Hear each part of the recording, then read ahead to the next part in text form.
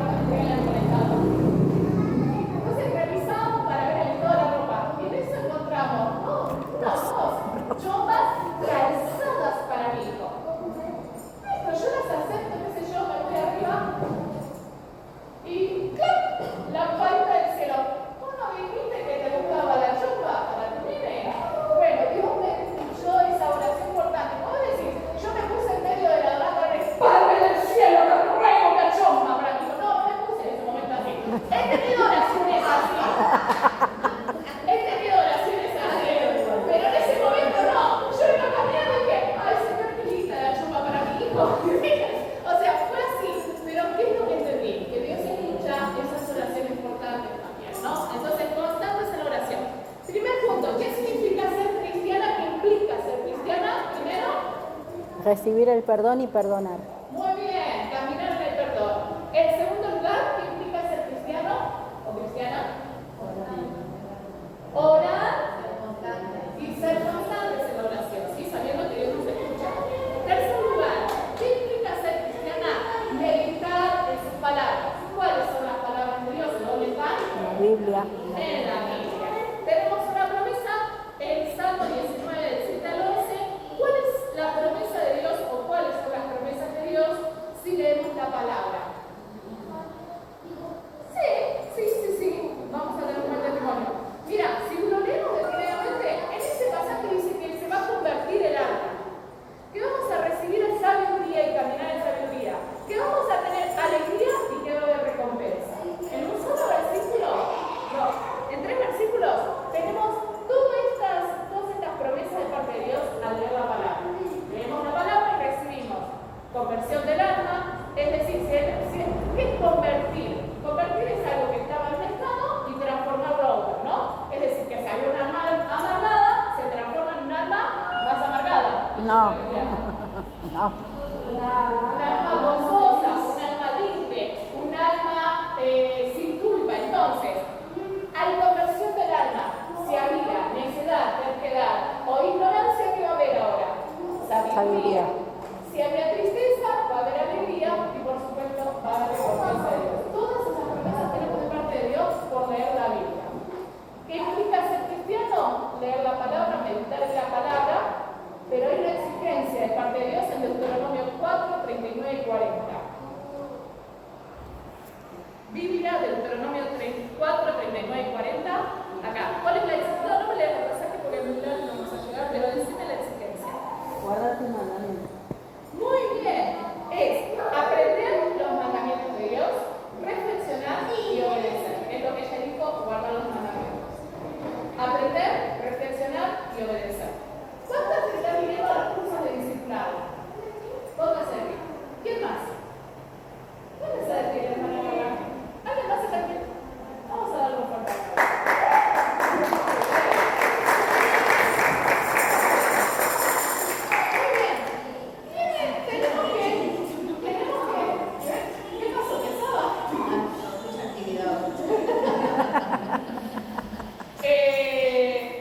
Tenemos que aprender la palabra de Dios y es importante poder aprovechar estos cursos. Ahora se está por largar el curso fiel, aquellos que quieren, tienen que hablar acá. Si no tienen el curso de discipulado, que lo está dictando Andrés, lo está dictando Andrés. Así que es importante guardar sus mandamientos, pero ¿cómo guardar los mandamientos si no los conocemos? Reflexionar en ellos y obedecerlos. Ahora, en esto también, como representantes de la escuela bíblica, si acá somos, por ejemplo, 2 representantes, 3 representantes, 4 representantes, que yo veo así nomás, de la escuela bíblica. Como representantes de la escuela bíblica, les quiero pedir, por favor, traigan a sus hijos a la iglesia.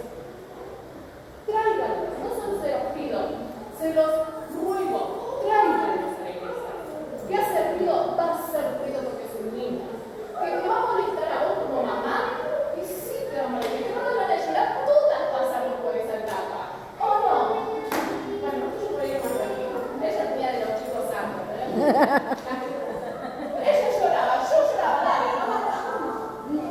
Ah, mi hijo lloraba, bueno, yo lloraba con mi hijo que lloraba.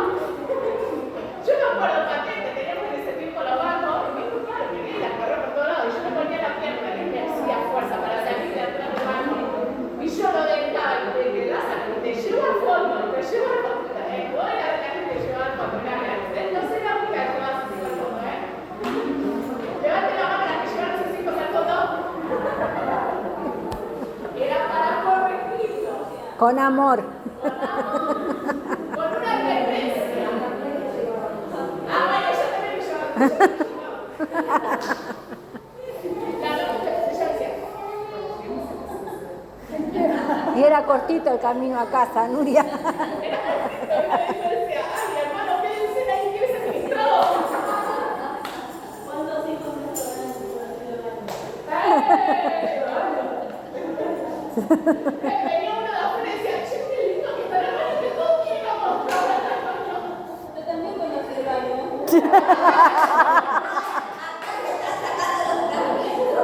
Haga liberación, hermana.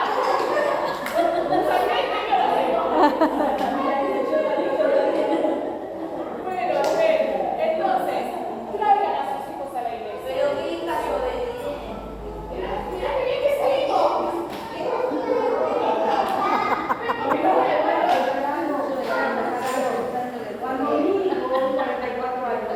Cuando mi hijo era bebé, era tipo muñequito de todos, andaba de brazo en brazo. Porque nosotros ministrábamos, no sé, no podíamos tener un niño, entonces todos los hermanos lo tenían. Pero cuando el niño empezó ya a tomar conciencia, ¿sí? La conciencia que fue de más o menos un año y pico, era entrar al templo y el chico empezar a llorar como si lo estuvieran matando. Pero literal. Entonces, generalmente la madre dice, no vengo mal a la iglesia. No lo traigo al pibe. No, yo lo traía igual. Y el chico ya más o menos tenía 2 años y lo agarré, me lo saqué afuera y le dije, yo me saco de chancleta. Era una criaturita chiquitita. O entras al templo y te cayó la boca y no te llamas, o te pego acá. Nunca más lloró, mi amor. O sea que Satanás aún puede usar esas condiciones para que no vengas a la casa del Señor y que no lo traigas.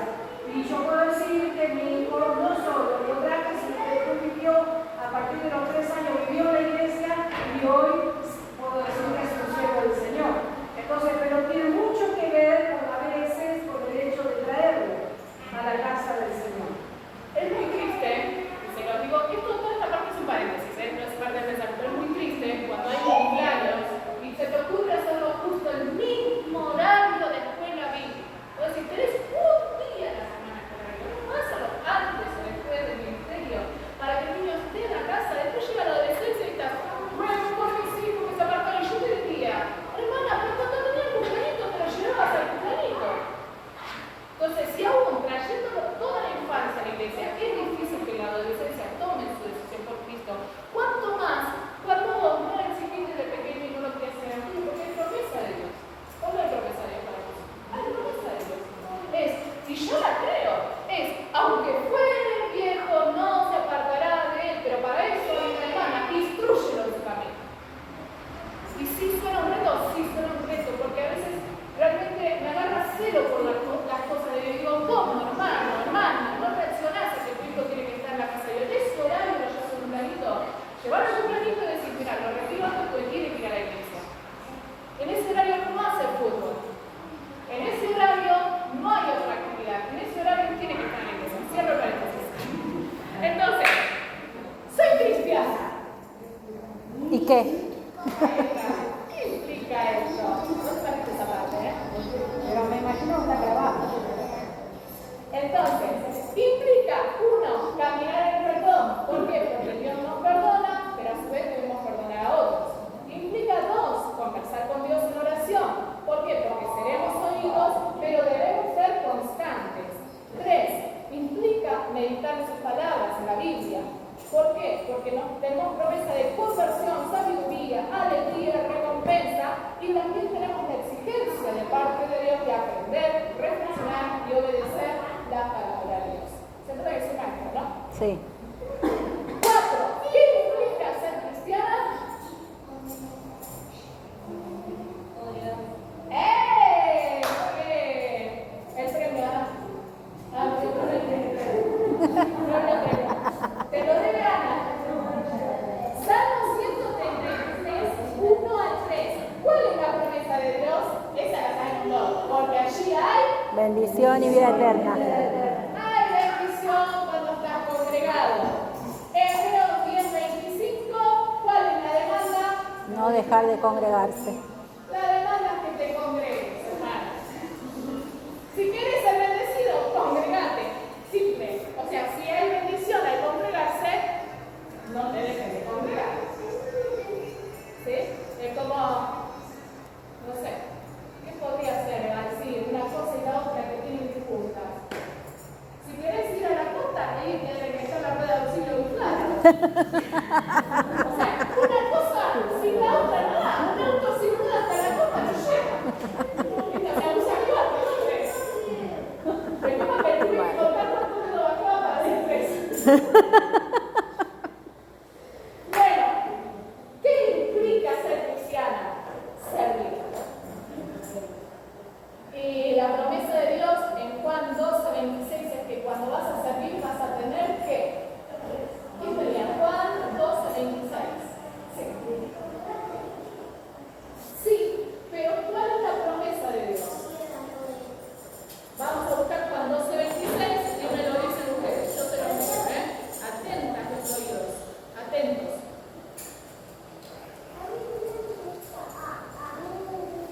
Juan 12:26. Alguno me sirve, síganme, y donde yo estuviere, allí también estará conmigo, estará mi servidor. Si alguno me sirviere, mi Padre lo honrará. ¿Cuál es la promesa de Dios? No, la promesa. La honra del Padre. El Padre te honrará. Muchas veces hacemos algo y esperamos que el líder nos honre, nos reconozca, ¿sí? A veces se nos escapan estas cosas, ¿sí? Porque esperamos el aplauso, pero a los líderes se nos escapan estas cosas. Ya sea por mala intención, por descuido, por lo que sea, o por una cuestión de anímica, o porque Dios permitió que se nos escapara. Se nos escapó darte la honra que te correspondía como siervo del Señor, ¿no? Como servidor de Cristo, ¿no? Y entonces, pero vos acordaste que no lo hacés para el líder, ni siquiera para nadie de nosotros, para el líder, sino para el Señor. Y el que te honra, el que te paga, es el Señor. Entonces, hay promesa de honra de parte del Señor. Y sobre el servicio, en Romanos 12:11, ¿qué dice? ¿Qué es lo que nos exige Dios sobre el servicio? Deja la fiaca. Gracias. Trataré. Dios nos quiere fervientes en el servicio a Él. Exacto. Deja la fiaca. Ella lo puso más a nuestro idioma, ¿no? Yo le he puesto pasión y diligencia. También lo puso más grande. Claro, la fiaca, ponele onda, ponele recién, ¿sí? En el idioma nuestro, tener pasión al servir. Voy a ponerlo así como el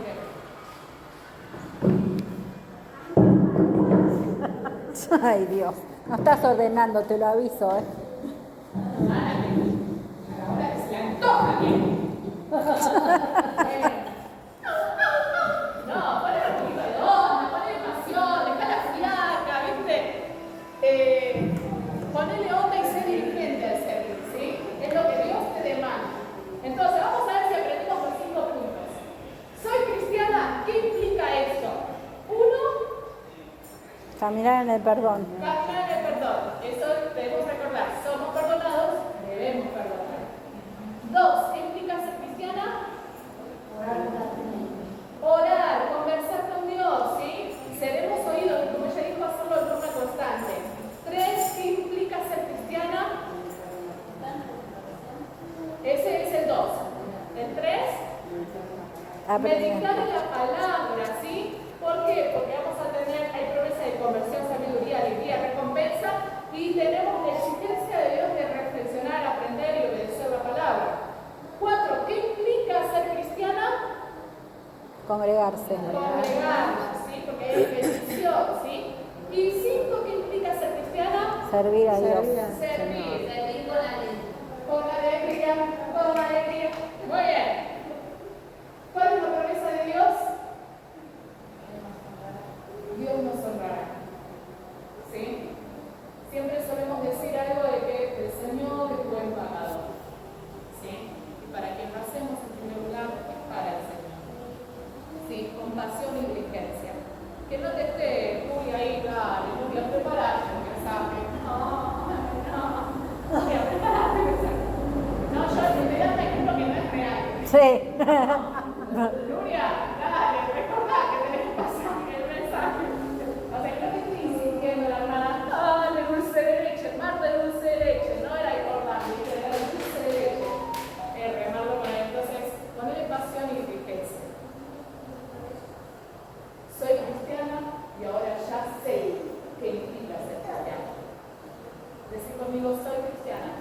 cristiana. Y ahora ya sé. Y ahora ya sé qué significa ser cristiana.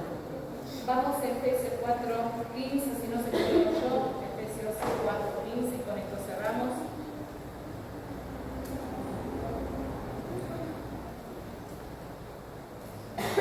Vamos a leer la segunda parte del versículo, no todo.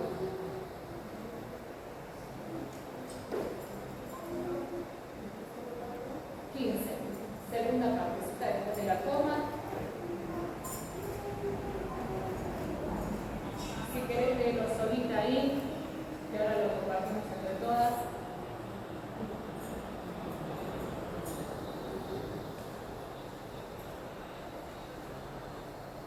Crezcamos en todo, en aquel que es la cabeza, esto es Cristo. Crezcamos en todo, en aquel que es la cabeza, esto es Cristo. El camino del cristiano no es un camino fácil, no es un camino a veces digamos más agradable que otro tipo de camino que queremos llevar. Es como una dieta, no es más agradable comer un pedazo de apio que un cono de helado, no. Es más rico el cono de helado, más agradable. Pero vos acordate que vamos a crecer en el camino de Dios, que va a haber bendición, que va a haber vida eterna, que va a haber perdón de pecados, ¿sí? Que va a haber restauración para las vidas, y vamos a estar constantemente creciendo en Cristo. ¿Cuándo yo empezaría a decir, uy Señor, me estoy desviando del propósito que me diste a mí como cristiana? Cuando yo no estoy creciendo. Cuando yo no estoy siendo constante, cuando yo no estoy siendo perseverante en estos puntos o en otros que Dios te revele a vos. ¿Sí? Porque esto fue lo que Dios me reveló a mí. Dios de esto tiene que revelar mucho más. ¿Sí? Mayores cosas tenés que alcanzar. Tenés que seguir creciendo. Mirá a la que tenés al lado, decirle, tenés que seguir creciendo. Tenés que seguir creciendo.